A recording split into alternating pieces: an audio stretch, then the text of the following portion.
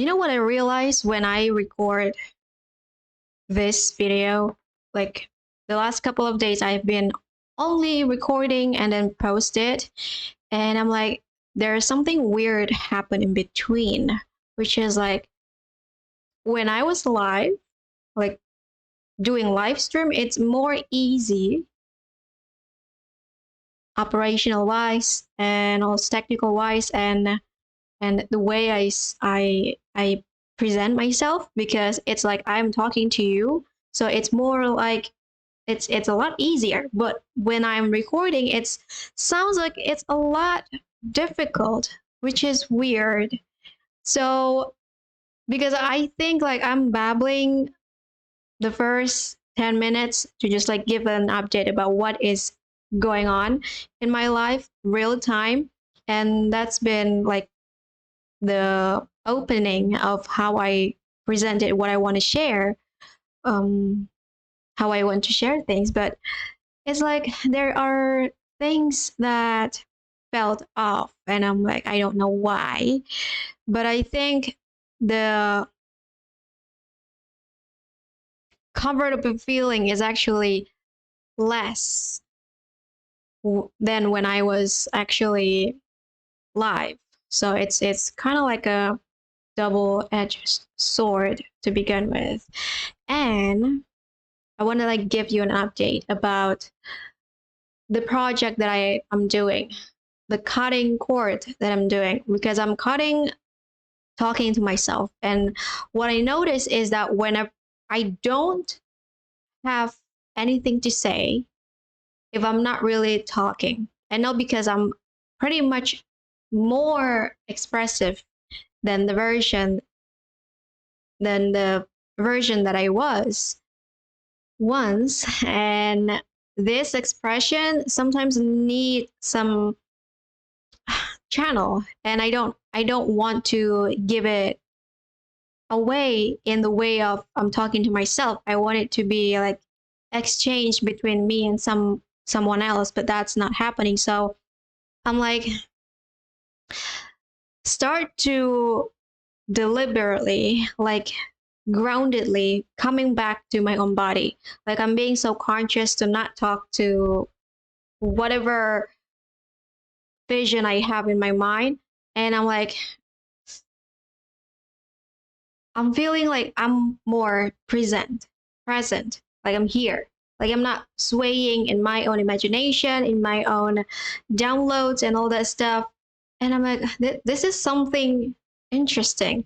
And I'm coming back into that rigid, into that version who is stubborn, who is just like on the go. So it's somewhat great to have this type of version to experience, but then there are also like some negativity in it. I wonder like if I can balance it out. And I think like I'm giving too early of progress, and I don't want to be like this is the point, this is the what do you call it,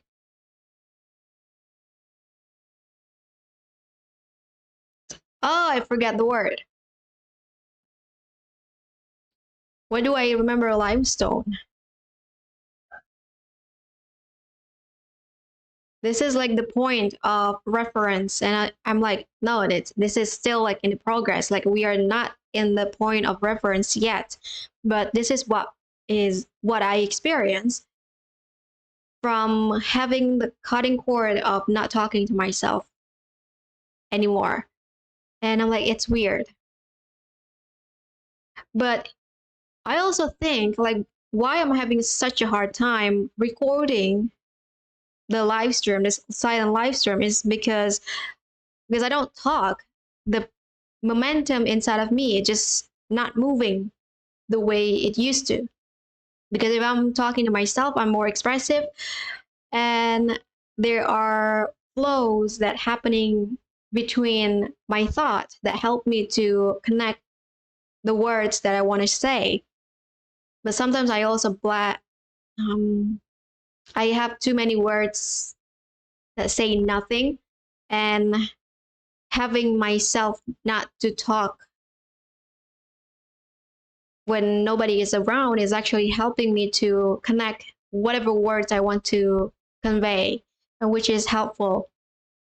But the static, like the fragment of how I actually share what I want to talk is somewhat still there, and I'm like, I don't know how to get this like end. Like I don't need to experience this stutter. I'm still working on it. So that's like the progress of where I'm at with my cutting cord of not talking to myself anymore. So it's fascinating. I wonder like if I ever get into that point where I am in the balance of not needing to talk to myself, but also I'm in the balance of actually speaking really well. And I am actually excited to have that point to experience. So, yeah. And that's not the thing that we want to talk about today. We actually want to talk about this thing, how to feel confident no matter what. Because I thought about this today, and just like I want to share some how to, because this is like most people experience this, the lack of confidence. I am not. So this is coming from someone who rarely have any confidence issue, but it's not like I have never experienced not feeling confident. I rarely experience it, but I always know how to not getting it like too long to experience, because I already know, oh, this is the feeling of this, something that I don't want to, oh, what is this word? Something that I don't want to stretch moving forward. So I'm like just end it right here, right now. And I know how to do that. So for example, I was once getting ready to go out. And when I was ready, I have this thought. I look in the mirror, looking at my face, and I'm like, oh, I don't feel pretty. I feel less confident. And then I start to wish that I just wear some makeup at the time. And for the record, I have never wear makeup. Maybe some lip balm, colored lip balm, and all that stuff. Some moisturizer and all, and that's it. I don't wear makeup because I don't like the habit. I don't like the routine to have myself sit down and do all this like, okay, this is better this way, and I'm like, I rather fix it with some some symmetry, some harmony exercise. Like I'm working with the muscle itself, so I don't need to projecting this insecurity. But I always been that person who never wear any makeup, and I'm like, why am I feeling this? Maybe this is the time of the month. Maybe I'm just feeling down. Maybe. But I know that this is not my natural state. So I'm like, I'm in fear.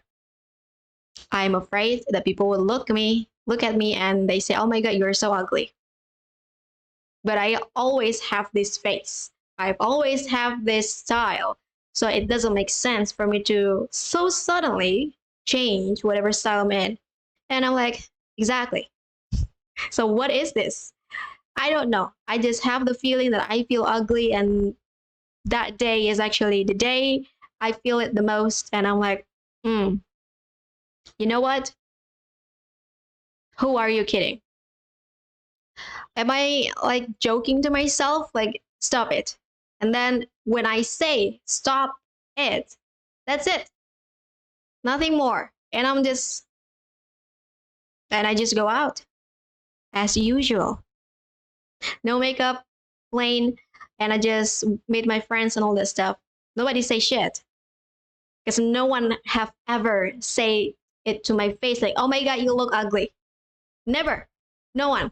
So it's like just the emotion flow sometimes getting so mellow and melancholy, and I'm like in the space to experience such a thing. But I never like tried to play with that because I never that person. I was never that person. And that's how I regain myself. But here's the thing, sometimes there are some pull in the experience of fear that, oh, this is actually something that you want to change. And you eventually, because of some change in your emotion, you are changing whatever that is. Now, that's good if that's like coming from you. But if it's coming from somebody else, like somebody out there, like say something really terrible, and you feel less confident and you have this insecurity boiling inside of you, and you just like, okay, we need to get it.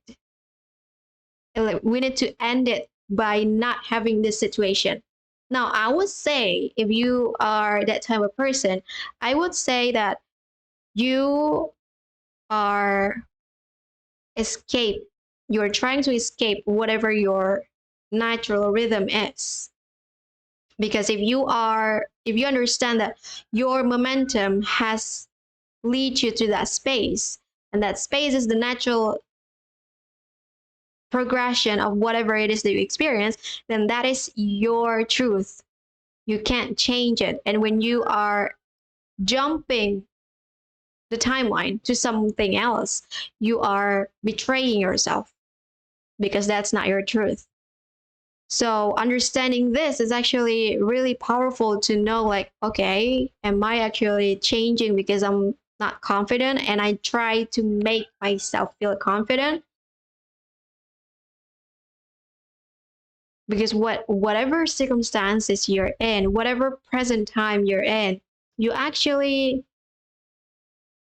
at the right space at the right time. There is no need for you to mend, to care the time that is not perfect, because nothing is perfect. So that's one of the things that I want to say is understanding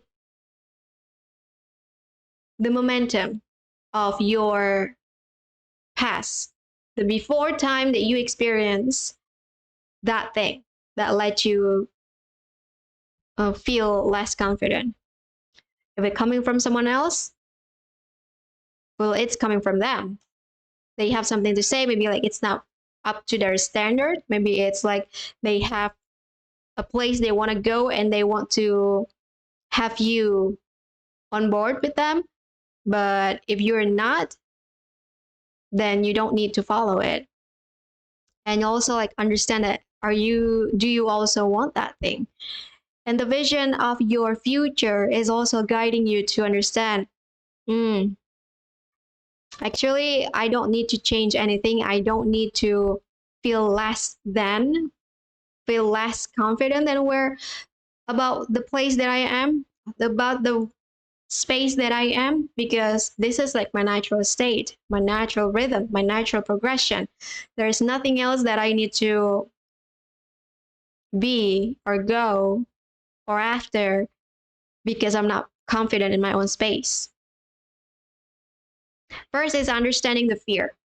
If you know that this is the kind of fear that so suddenly happened in your moment, just like how I don't feel pretty at the time, then it just that. There's nothing that attach that momentum to some truth that you need to believe at the moment. Like how I don't have any past that leading me into like I personally want to wear makeup. If I have those moments, if I want to play with makeup, then I would be happy to wear makeup. But if I wear makeup because I'm like, oh, actually I don't like wear makeup because it's a waste of time. It's like a waste of money, and I'm like I don't have anyone to what do you call it? I don't remember the word. I don't have anyone that I want to. I don't I don't have anyone that I want to be liked. So why would I be having this type of interest? That's also like the past. And then the future also, like, you don't have anything to do, it has nothing to do with your future. So if it's like one of the component for you to feel confident about going into the timeline, about your future timeline, then you need to do it at the time. Just like this project, this silent live stream is me getting confident about where I want to go, because the place that I want to go need me to speak like this in front of you for so many times, and I'm training myself to be as comfortable, as confident, as at the full ownership, and the most sovereign space that I can be. And this is how I train myself. So if I'm feeling less confident and I want to change it, and this is like one of the tools that I do to help me reach that level of confidence. But also, like, if it's like there's nothing about the past, there's nothing about the timeline, but someone out there said this, oh my god, you are look so ugly. It was like no one has ever said that to me. But if someone have said really say something really terrible to you in the way of critics, in the way of feedbacks, then understand, like, where is this word coming from? What is this person? What is this person value the most in their life? What is how actually they present it, and all that stuff. It's like a full package of how that words convey to you. If you understand it, oh, this is a good feedback, this is a positive feedback, it's possible that if you take it that way, it's possible that the progression of your past and the timeline of your future match, and you get the feedback and you receive it positively. But also, like, sometimes there are feedback that was good but received terribly. Sometimes the people say it wrong and you feel less confident about it. Then after they say it, they said it, they said it. So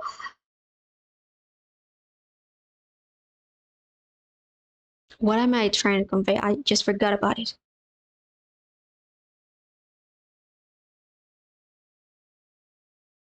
So it's more about your system, how you actually filter those words. Because what I learned through my life, because I'm also that person who actually can't take any feedback, and I don't fucking care.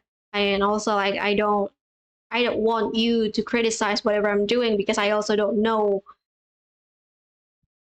the future yet. So if you don't have any future timeline that you are going after, then you possibly be confused of where you want to go, and you just like never take those things that actually good feedback in positive, even though say it terribly, in a good way. So there's two things: either you don't have the future timeline, or you don't have the system that let you filter the essence of that person's word. Now, this is like something that I learned, because it's really there's a slim chance that you can detach your feelings from whatever harsh reality that you have.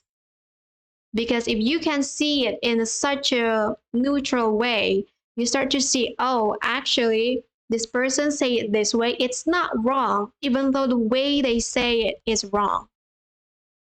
I just watched someone being criticized of, like, you look like you haven't washed for days.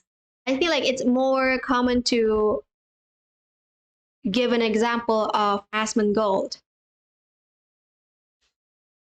You know how what that person looks like? You can search it on YouTube and you kind of look like, oh my god, you look like a freaking man, a man that was just living stray on the street. He looks like that. but he's not. And I'm like, and that's like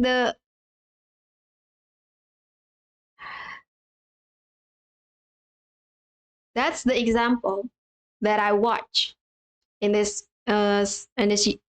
video. And the person who said, "Oh my god, you look like a freaking what is the title? Oh my god, I'm really terrible." This is like one of the problem because I stop talking to myself and I start to forget words, and I'm just don't know if I know it. What do you call it? People who actually don't have homeless. Can't believe it. So that person looked like a homeless who hasn't washed for days, who like I don't know, even though like he doesn't smell, he probably would, kind of thing. So the other person said, "Oh my god, you look like you haven't washed for days." And the person when the person that person heard about the word, and I'm like, that is not you you you're not supposed to say those words. Like that's so mean and all that stuff.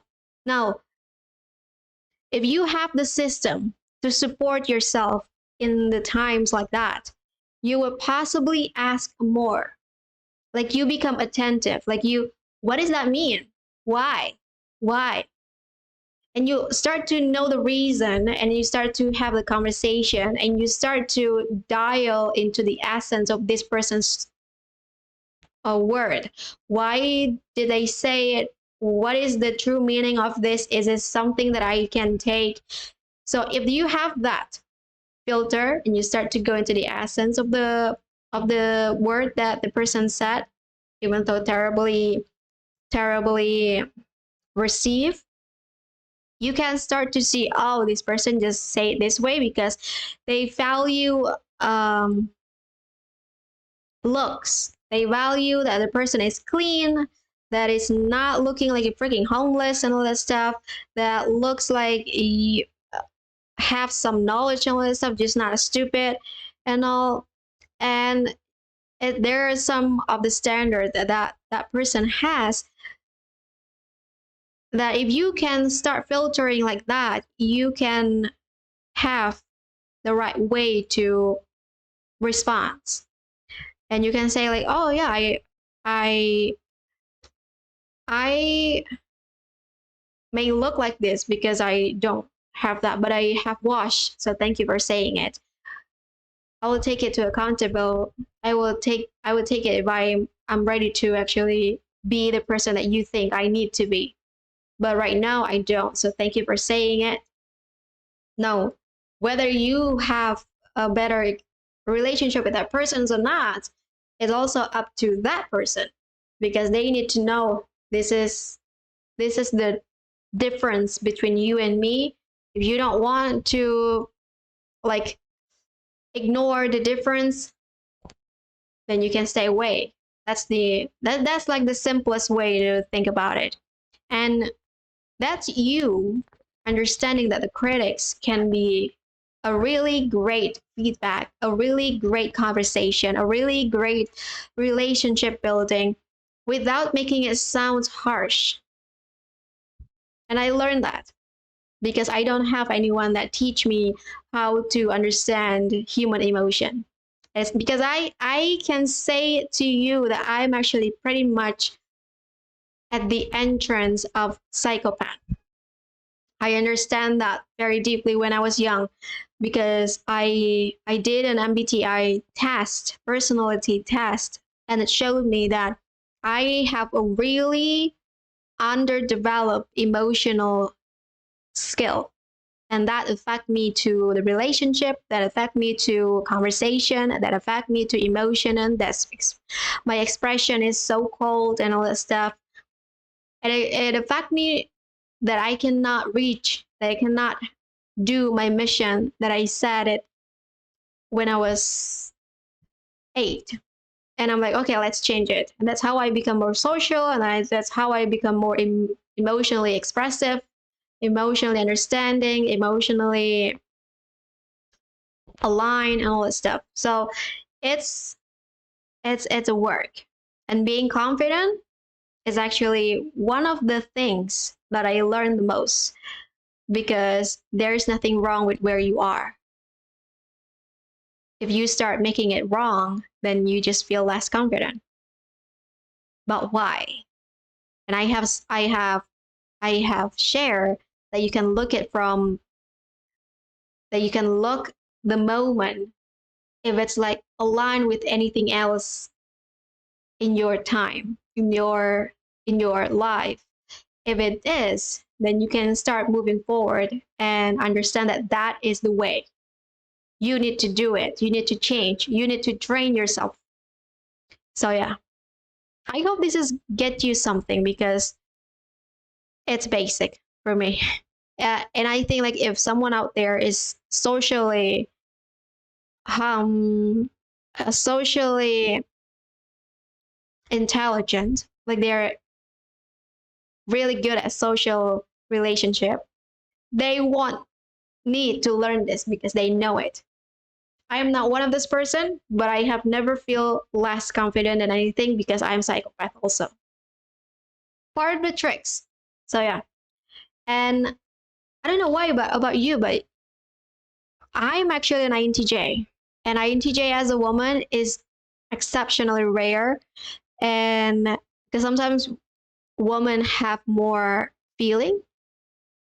So in INTJ, it will be like more INFP, IFJ maybe, but I'm not. So I have changed how I perceive the social